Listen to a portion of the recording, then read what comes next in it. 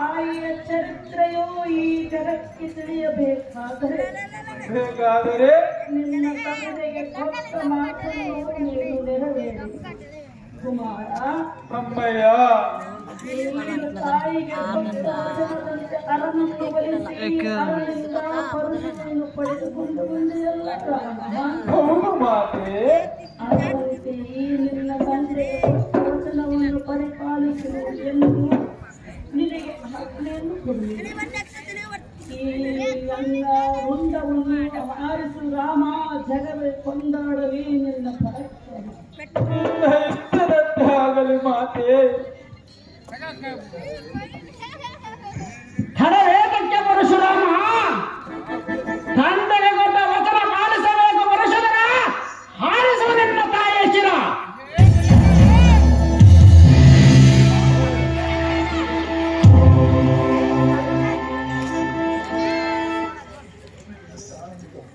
ಹಾಗಲಿ ತಂದೆ, ನಿನ್ನ ಆಜ್ಞೆ ಪಾಲಿಸುವ ನಿಮಿತ್ತನೇ ಸತ್ಯ ಸಾಧಕನೇ.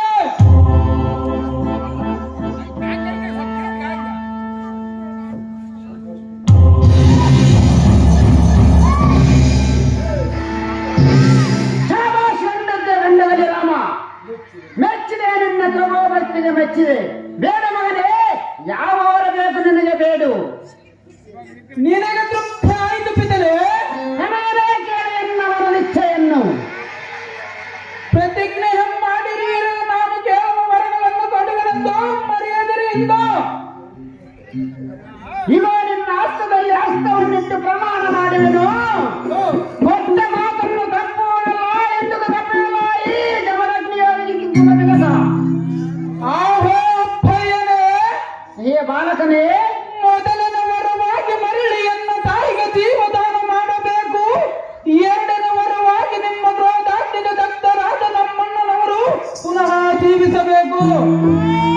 ಜನಕ ಭಾರ್ಗವರಾಮನೇ, ಮೂರನೇ ವರವಾಗಿ ನೀವು ನಿಮ್ಮ ಕ್ರೋಧಾಗ್ನಿಯನ್ನು ಬಿಟ್ಟು ಶಾಂತ ಚಿತ್ತರಾಗಬೇಕು. ಪಿತನೆ ನಡೆಸಿಕೊಡಿ ಎನ್ನ ವರಗಳನ್ನು ಬೇಗನೆ. ಜೈ ಜಗದೀಶ್ವರ, ನಿನ್ನ ಇಷ್ಟಾರ್ಥವು ಈಡೇರಲಿ.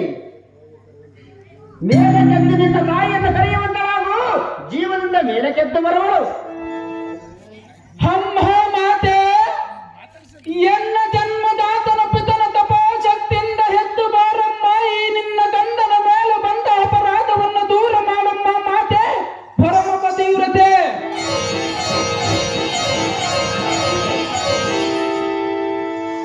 ನಿನ್ನಂತೆ ಆಗಲಿ.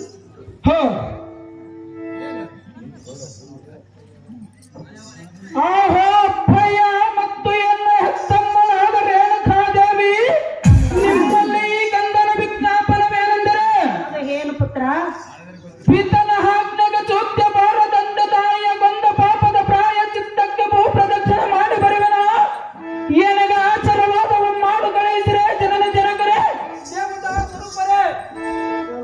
ಮರ್ಯಾದೆಯಿಂದ ಹೋಗಿ ಬಾ ನಂದನಾಗ್ರಣಿ ಭೀಮನಿ.